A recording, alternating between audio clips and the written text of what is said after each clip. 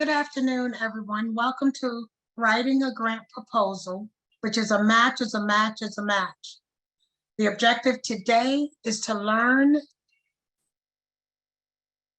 the 9 key factors of a successful grant application or proposal, which is generally in a nonprofit organization, those 2 words are interchangeable.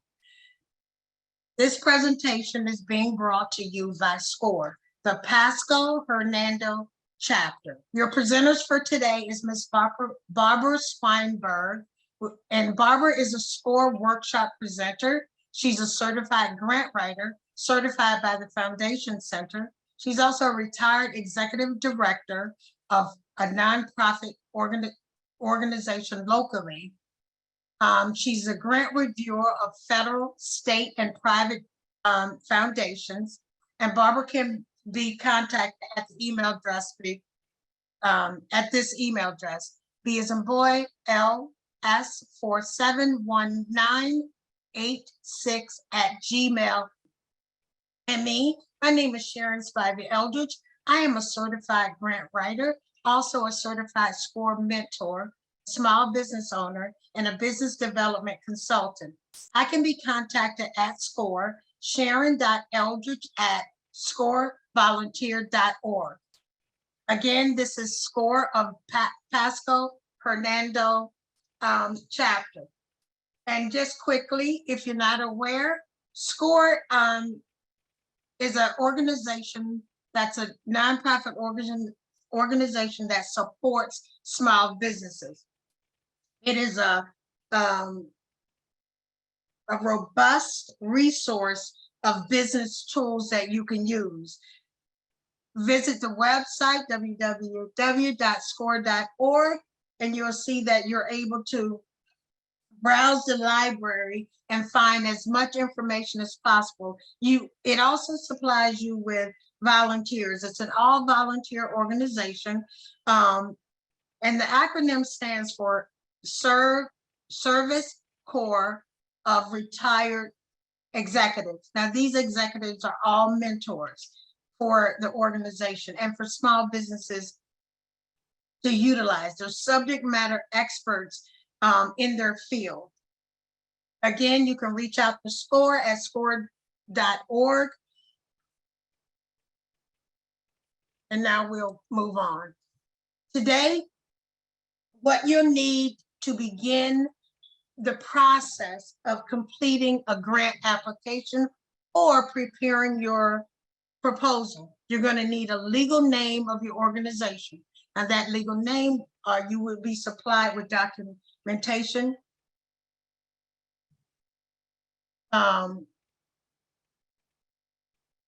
You'll need your project or program title. You need your federal tax ID number. Now that will come with a letter from the IRS. The legal name of the organization will come from your state organization. So you have the state and then you'll have the federal, 2 different things. You'll have you'll need a contact person with a phone number, a fax, and a website. These are all questions that will be asked of you in preparing your proposal and your application. You'll need the funding request. This is generally a short amount, identifying the amount that you need, etc. You'll need your mission statement, a list of the 5 highest supporters. Who's supporting you in this particular project? Who are you looking to for support? You want to be able to have at least 5 of them. Good, strong community organizations would be the best bet. It can be individuals, but preferably organizations. You need to develop a strong board of directors with an address, a phone number, and an occupation of those board of directors. They want to make sure that you're a legitimate organization. Clearly a 501c3 nonprofit certified by the federal government. So you'll need your certificate of registration for each state, as we mentioned, as well as a job description of your key personnel if requested. Sometimes the proposal, the funders don't ask for the key personnel job descriptions. However, there's a difference between the board of directors and staff. And at times they want to know the staff positions and job description, salaries, etc. They want to know how the organization will move on. So today, now that you know what you need for your organization, today, the 9 keys are the summary, the introduction, problem or need statement. What is the problem? What is the need? Program or project description, your goals, your objectives, methods that you're going to use to reach those goals, an evaluation process, and one key factor is your budget. Okay, now I'm going to turn the presentation over to Barbara.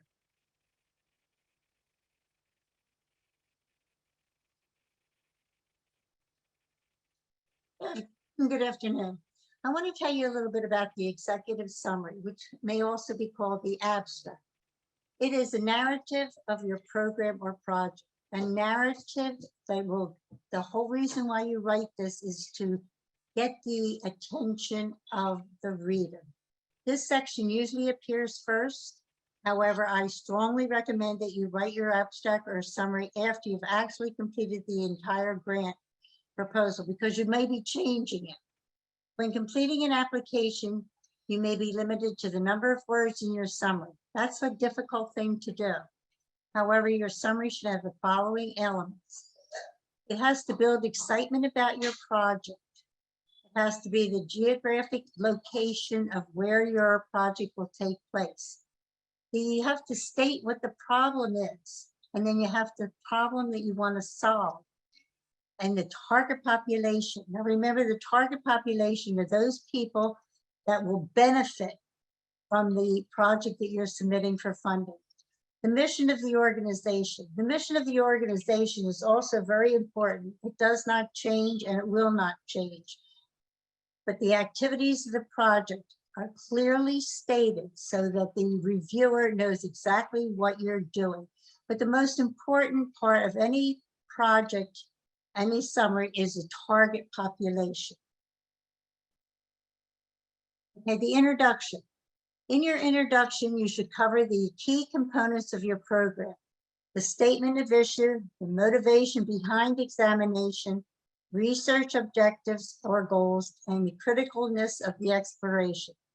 Here's where you state the name of the organization and a brief history of the mission. There's also where you state the IRS status of a nonprofit. You're either a 501c3, a 509A. There's several different status that you have. However, funding sources usually want you to be a 501c3. Then you're going to give a short description of the proposed project. Remember, the short description is to catch the reader's attention that they want to continue to reading about it. The total amount requested. Okay, so then maybe your project requires more money, and you just put down what the total amount that you're requesting. And then later on in the project where it says, how will you fund it, at the very end, they will ask, well, what if you ask for more money than what we're requesting? So you have to have in mind what you're going to do to continue the project. The need for the project. How do you know that there is a need? Did you do a market study? Or you're just involved in the goals that you want to achieve? The time frame of the activities. Your time frame also becomes a tool of management, time management tool. Remember that. The method of addressing the need. How are you going to address what you've identified as the need? And who will accomplish the components of the project? Who do you have on staff that's going to oversee the actual activities that you're having? Problem statement, which is also called a need statement. In here, you're going to address the barriers to services. Are the barriers to services, maybe it's transportation, maybe it's location, maybe it's how the people will actually know about, the project that you have. This area grabs the reader's attention. Remember, you're always writing to grab the reader's attention. How do you know the problem exists? Again, did you do a market study? Market studies can be very difficult or they can be very easy. That's up to you.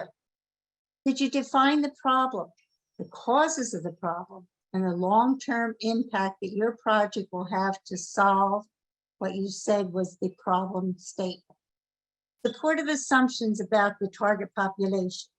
Okay, when the reader is reading what you're writing about the project, they want to know who will benefit. Talk about the individual, the actual individual that is going to project and going to profit by your project. What are the gaps in services and what is lacking? Will you be able to address what is lacking in the request for funding?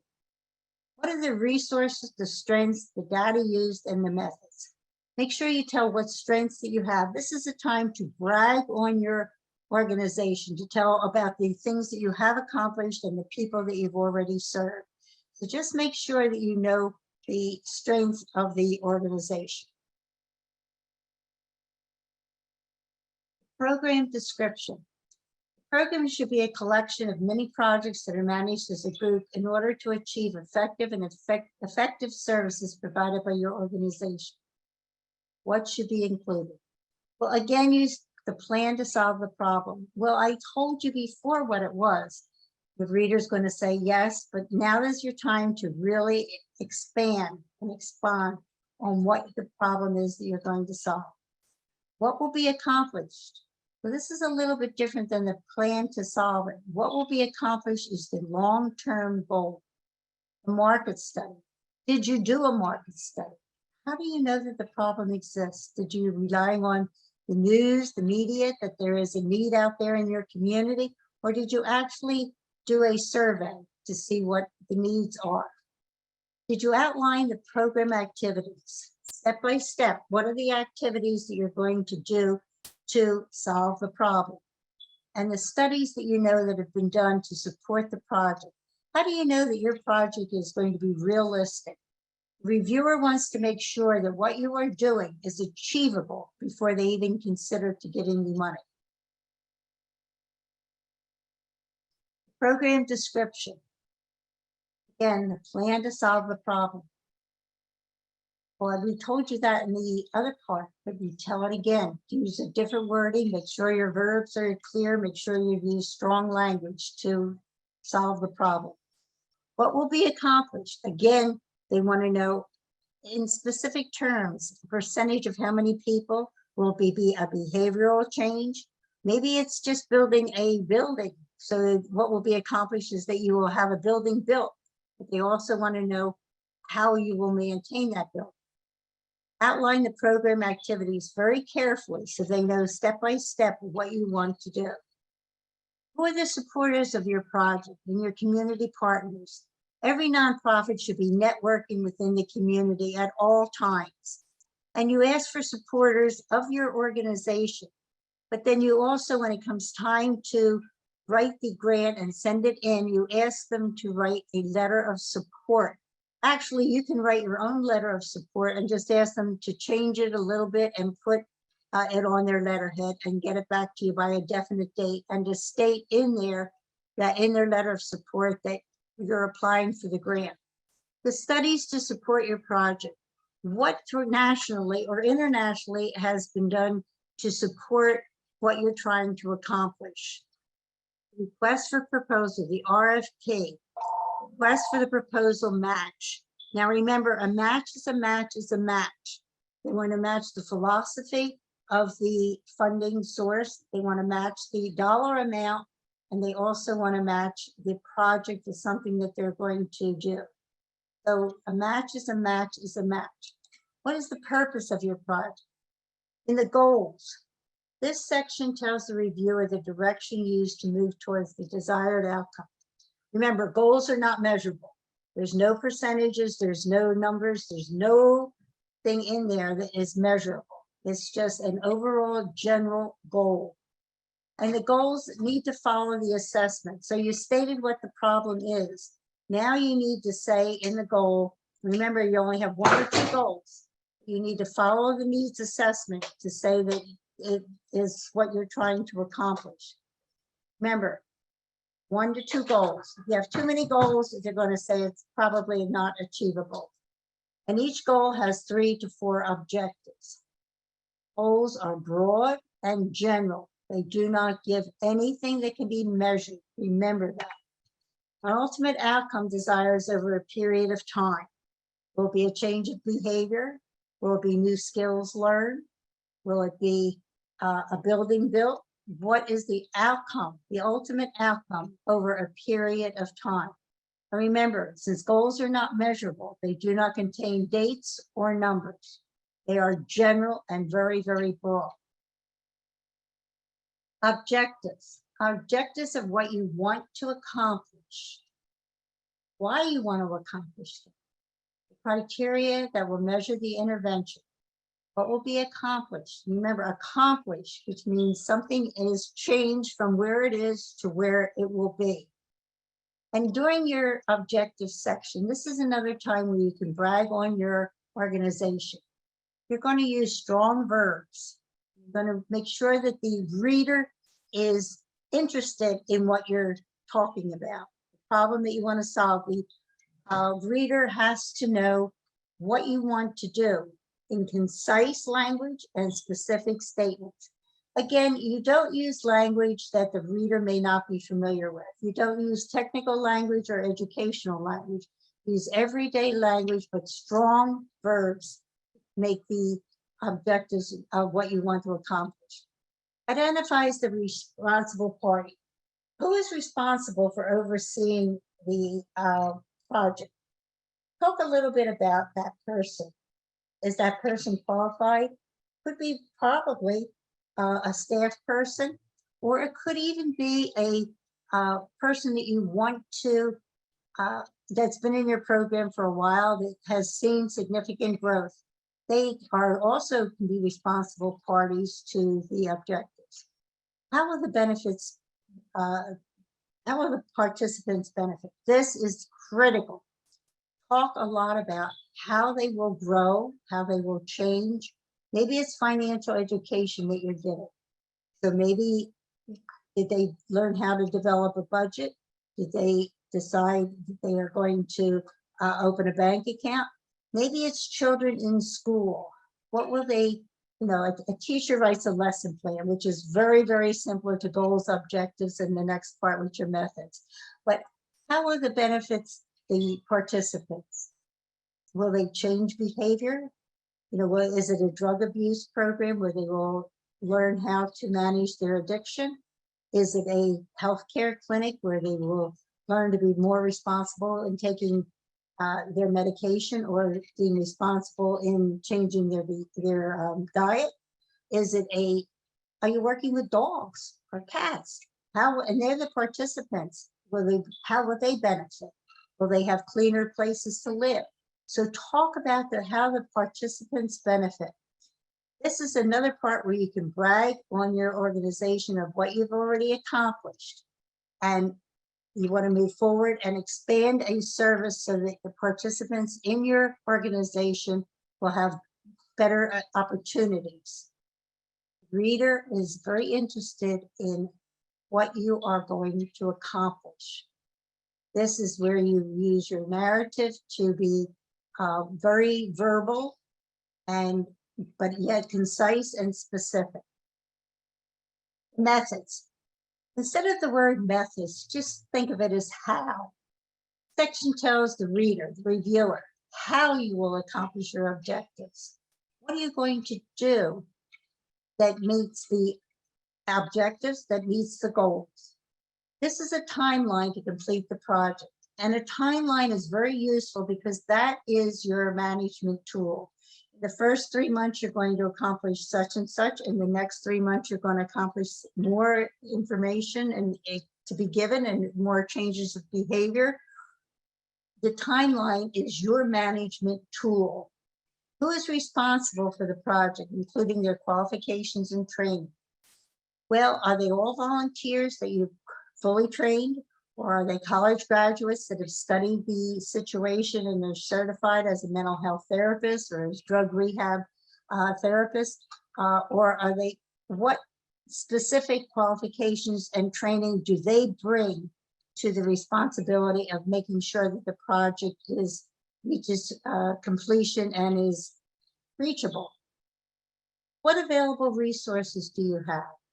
You know, this is another time where you can show the reader and that the organization has some resources, and you've been very successful in networking within the community. Networking is a valuable resource, and you can state that, you know, in your methods that we will partner with different organizations to make sure that the information is out there, what we're trying to do, but is also where you would solicit for participants. The number of participants. The number may be very small because it's a small project, or it can be large, or it can be any number, but make it realistic. It has to be a realistic number of participants that you can manage through the house, how you're going to reach your objectives. The physical location of the project. It could be at a specific location, or it could be movable.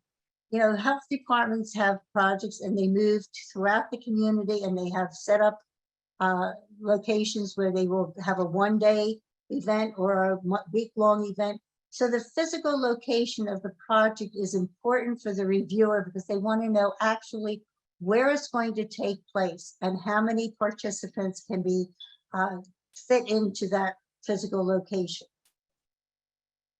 Evaluation. Now, this is the fun section. This section states how you've met the goals and objectives. You know, people get all worried about, how am I going to do the evaluation? Well, make it easy. I always tell people in nonprofit organizations that the evaluation is the hardest part if you make it hard. It is the easiest part if you know how to write, how you've met the goals and objectives. This defines the effectiveness of the project. It is a measurement. Measurements are measured. Measurement of quality of the project. What data did you use? How did you gather? How did you use that information and the performance? How the project meets specific guidelines of the request for proposal, the RFP. You know, when I write grant proposals, I go back to the RFP several times throughout the whole writing process. I want to make sure that I've met their guidelines. I want to make sure that I've included everything that they needed in their request for proposal. I want to make sure that I'm not leaving something else that's critical to the reviewer of the proposal. The evaluation states the who, what, the how, and the when of the project. Now, there's three types of methods of evaluation: the process method, the outcome method, or the impact method. And each one is separate and distinct. Again, it depends on how you want to present it. It can be a graph, it can be a long narrative, it can be whatever you want it to be, but the method of evaluation, remember, that just defines the effectiveness of the project, and it is a measurement tool. So you can say 100%, 50%, you know, we don't expect people to change to 100%. So you never reach 100% of any goal, but you do try to reach as many people as possible. So you choose whatever process, outcome, or impact as your method of evaluation. So Barbara, what's the most important piece of an evaluation? Is it data collection, or? The most important piece of an evaluation is proof. Proof that what you are going to do will be successful. It is proof that you have the necessary staff to make the project doable. It's a method of proving. It's a measurement. It's a measurement tool that will show, yes, we will spend the money that you give us to the best of our ability to accomplish what we put in as our goal and our objectives. The how of it is what you're evaluating. How did you do it? How did you make it successful? So, and did it meet the guidelines of the request for the proposal? That is the most important thing.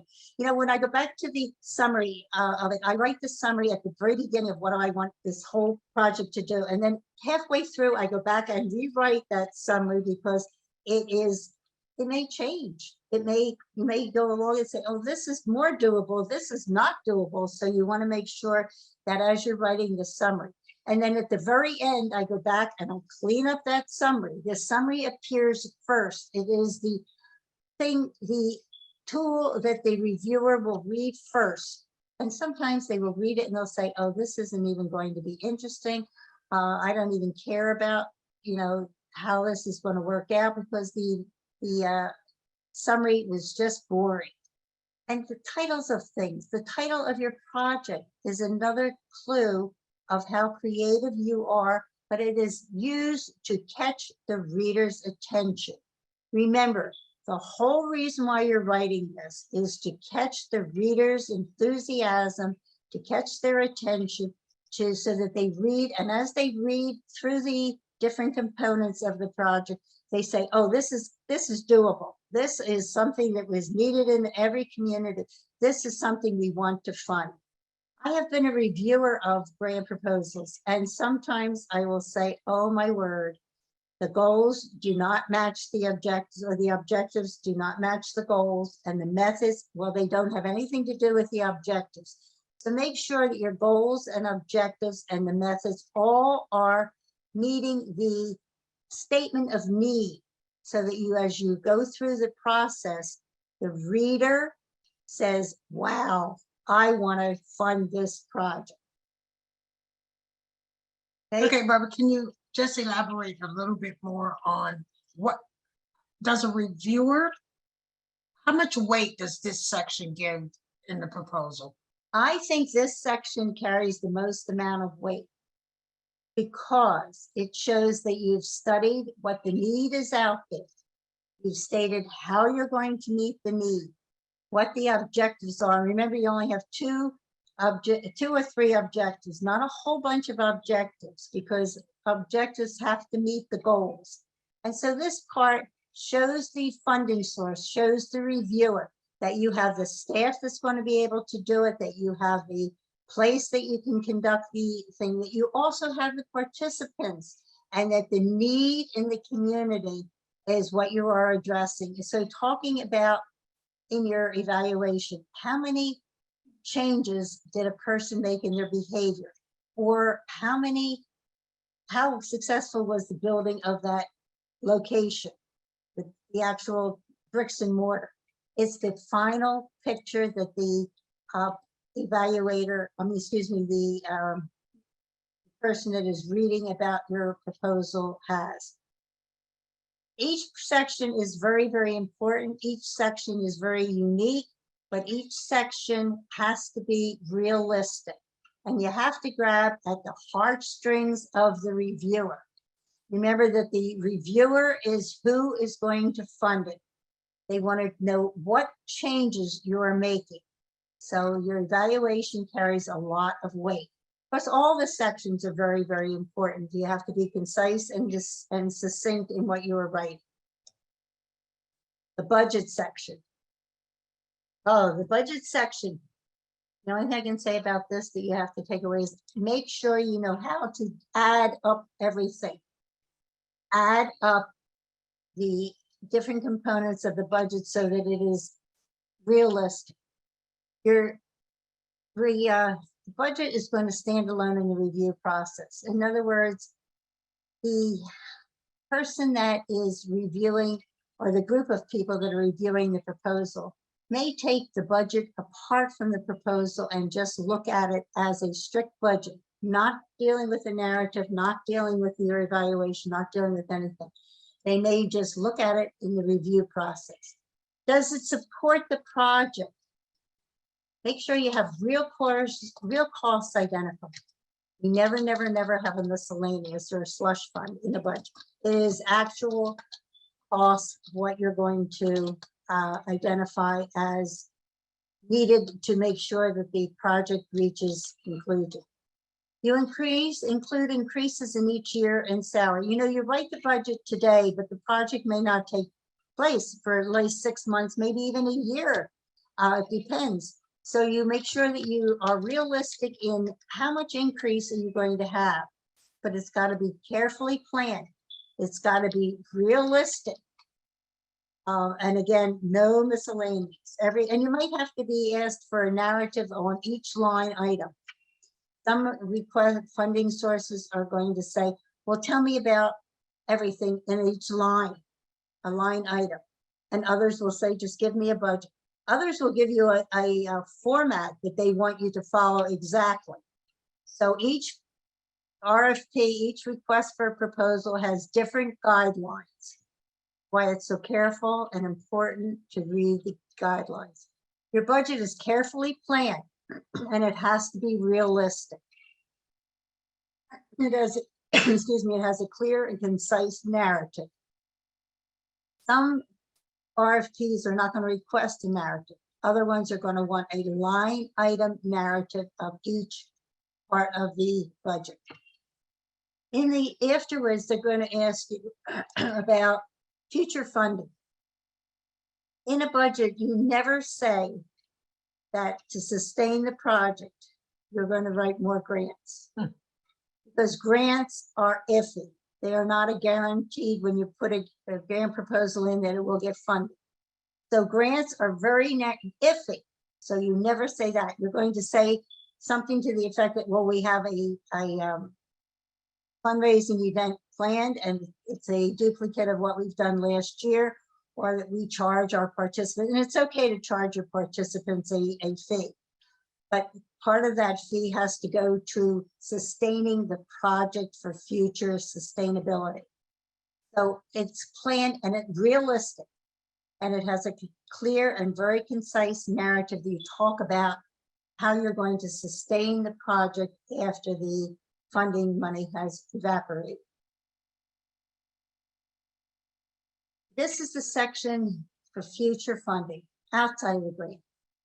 And I mentioned a little, states how the project will continue to become self-sustaining in the future. If you think that the project you're doing is so valuable, you're going to say that you need to continue it in the future. But the funding source wants to know how it's going to become self-sustaining or how you're going to get it funded for the future. They're not going to give you a project unless, of course, it's for a building, but then they want to know how you're going to make that building, the maintenance of that building. So you have to have that included. You have to state your current resources the organization has in place to continue the project. You can say that 5% of all the donations that come in will be set aside for the continuation of the project. You can say that you're going to do a specific fundraising event with all the funds raised to go towards that specific project. But you don't want to say you're going to rely on future grant support, because reliance on future grant support is very, very iffy. Grants don't always get funded. And if the grant gets funded, that's wonderful. But if a grant doesn't get funded, you want to ask the funding source, what could you have done differently? So the next time you submit a grant, it would get funded. Let's talk a little bit about letters of support on behalf of the organization. All along, regardless of whether it's for a project or not, you need to request letters of support.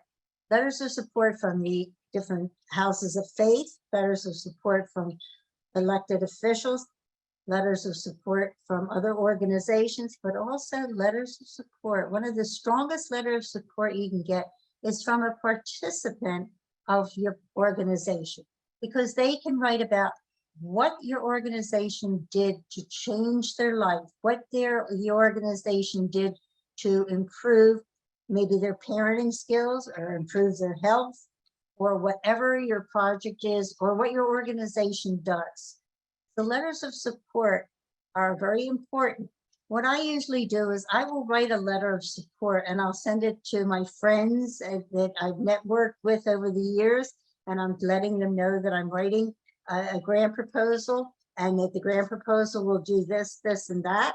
And I ask them to model their letter after the letter of support that I've given them. On their letterhead, they write. And then I want to give them a date of when the letter of support has to be back. Of course, I always give the date quite a few weeks before the proposal is actually due.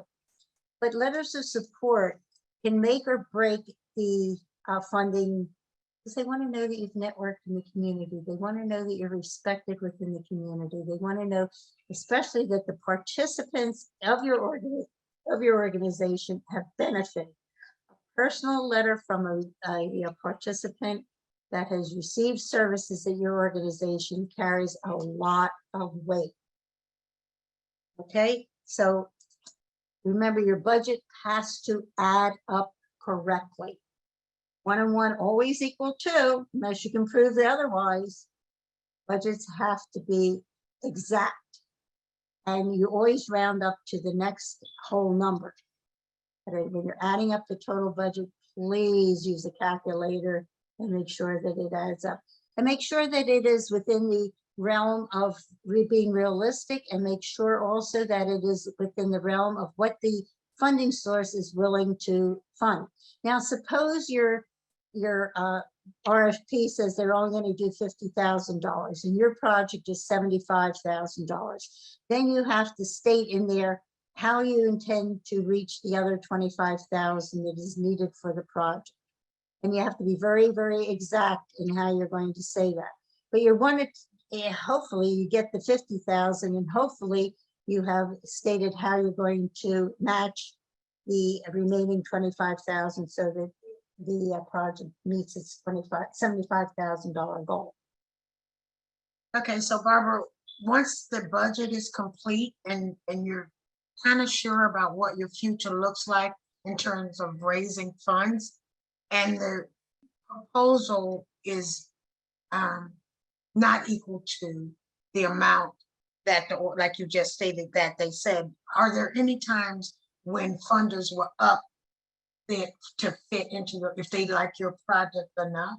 Is that ever a possibility? If you have been strong enough in your statement of need, if you've bragged well on what your accomplishments of the organization are to date, you know, everything is negotiable in life. Everything is negotiable. And yes, they may find that what you're trying to do is so exact and it is so needed that they're willing to negotiate with you. You know, I always call the project and the organization and I talk about my project. Even if I know the answer, I'll still ask a question. Remember, this is very important. Funding sources do not give to organizations. They do not always give to projects. They give to people that the project is going to help. So remember that. And remember that everything in life is negotiable, including funding sources, the amount that they will fund. This is the time for your questions. Please have some questions. We're always willing to listen to what you have to say. Okay, so what I'm gonna do is I'm gonna go back through your questions, and I will, Barbara and I will try and give the answers. Yeah. Say, Melanie asked if we have not received the IRS letter of determination yet, can we still apply for grants? What would we send them? No.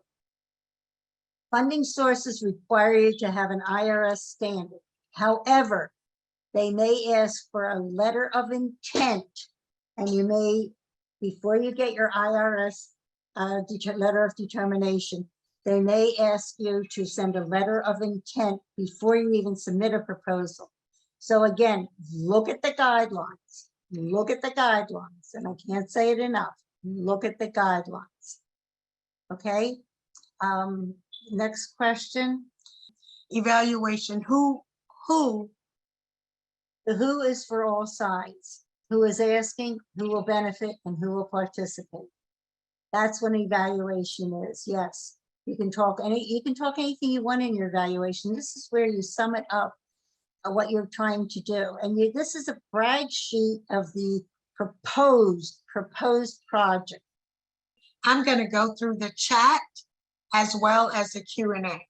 So we should be okay up until the time runs out. Again, you have our contact information.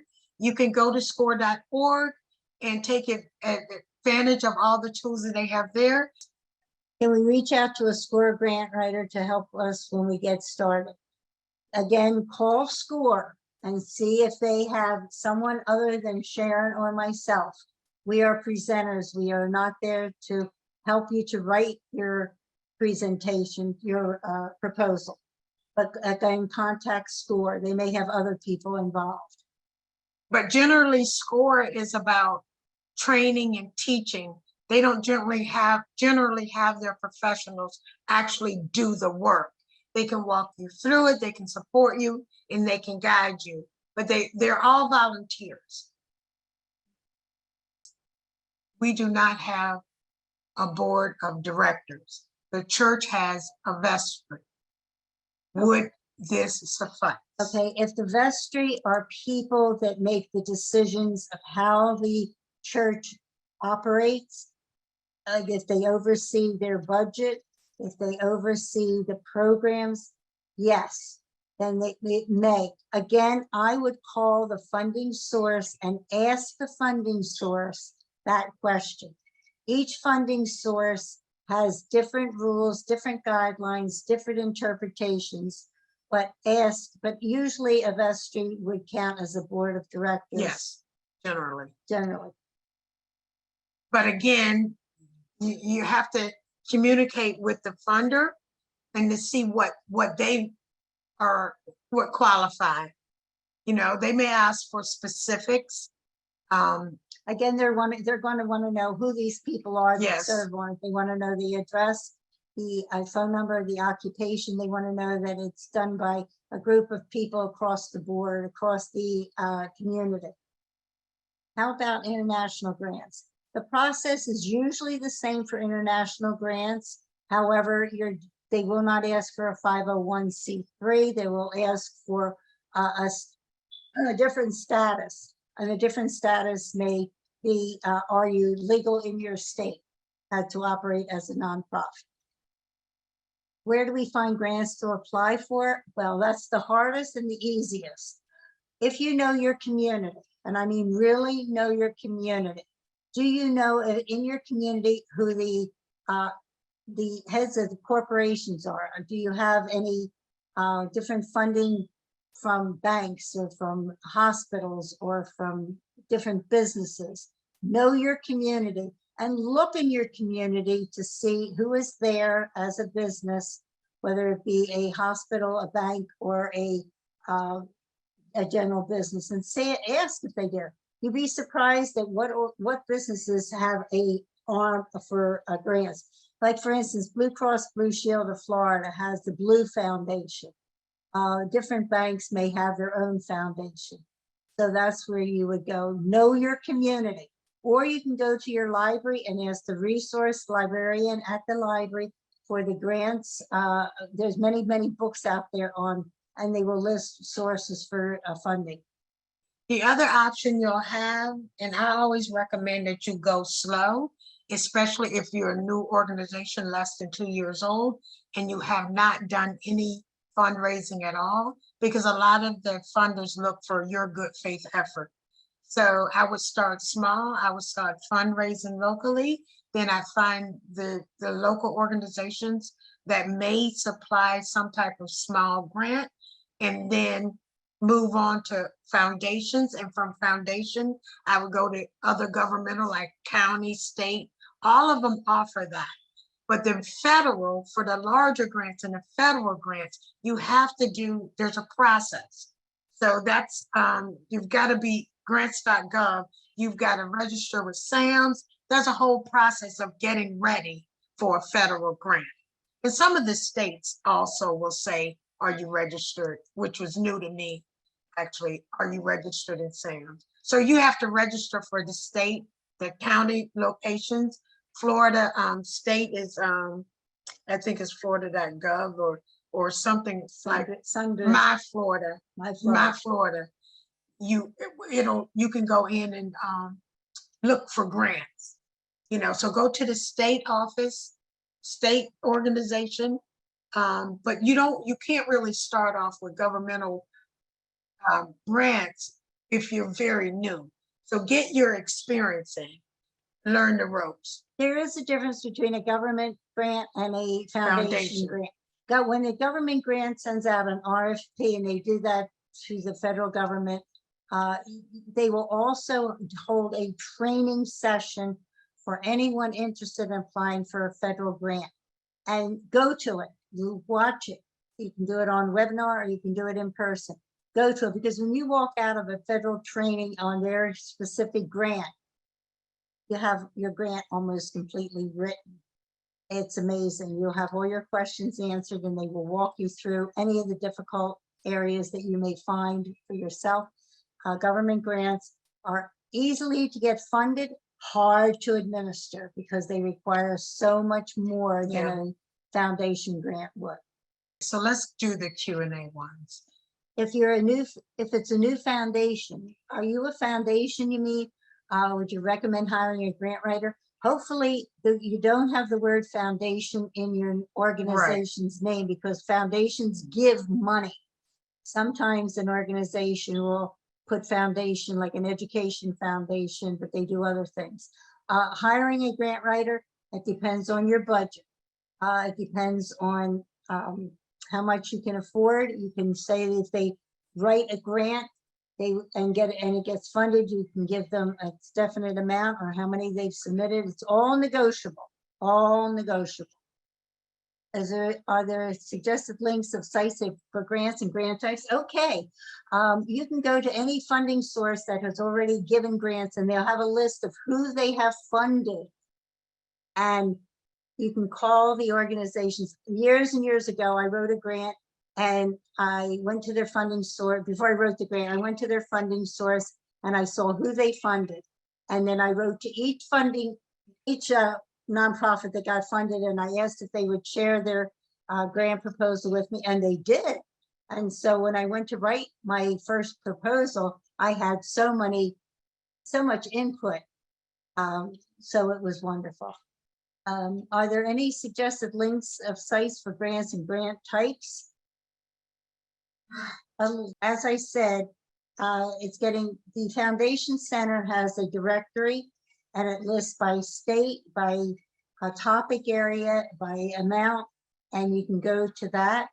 And but it's not at all libraries, so you have to check with your librarian. If you're new at the process and you want to jumpstart, I would recommend doing, you may have to invest some money in a grant researcher, where someone who's a subject matter expert can research the grants and make sure you're not wasting your time applying for something that you don't even qualify for, that you don't meet the need, that they're asking for. So that's one thing you can do. You can get a grant researcher, and they'll go through and they'll scrub all agencies within reason, right? So they'll do local, state, and federal. A grant researcher should be able to do all of those for you and pull together, based on what the agreement was with them, 5, 10, 15, 20 possibilities, strong possibilities. That way, because you're not the subject matter expert, you know that there's a possibility. There's never ever a guarantee that you're going to get a grant, no matter how good your proposal is. As Barbara mentioned earlier, they don't fund the organization, they fund the people. So you've got to make it far and above, and you got to remember that if you're reaching out for money or to get a grant, there are thousands, if not millions, of other people trying the exact same thing. And also, I want to let you know that billions of dollars, and I said billions of dollars, go unasked for because people haven't done their homework Right. and done the research, and the grants are not asked for. So do your homework. I did get another question from Ann. She says, what is SAM? You mentioned SAM and register. Okay, SAM is a government agency that you have to, they monitor all funds for grants. So you have to go and get qualified. Your organization has to get qualified in SAMs, and then you can go to grants.gov and apply for federal grants. This is strictly for federal grants. Now, SAM doesn't cost money, it costs time and effort, you know. It's not a one-day thing. You fill out all this paperwork, pages and pages and pages of paperwork, but it's worth it in the end, because if you're able, even if you don't get the full federal grant, if you get a piece of a federal grant, that could definitely help your organization going forward. As I said before, it is best that, you know, you stair-step your way up. If you think of a staircase, you start at the bottom and slowly walk your way up to federal. Federal is very intense. State is intense over a foundation. A foundation is generally very direct and simple. We will fund building a house. We will fund this. These are what we want. This is what we're passionate about, specific. When you get to governmental grants, and especially state and federal, it's a lot more in the weeds, you know. It's, you know, and they have, as Barbara was mentioned, they have so much money to give that you have to be very specific with what you're going after. And there's lots of money for funding. You just have to write a really great proposal and go from there. Again, I think we caught everything. Thank you guys, we appreciate it. And remember to go to score.org if you have any questions, any further questions, and go ahead and shoot us an email if you have direct questions for us. Thank you and have a great afternoon. Appreciate it. Thank you again.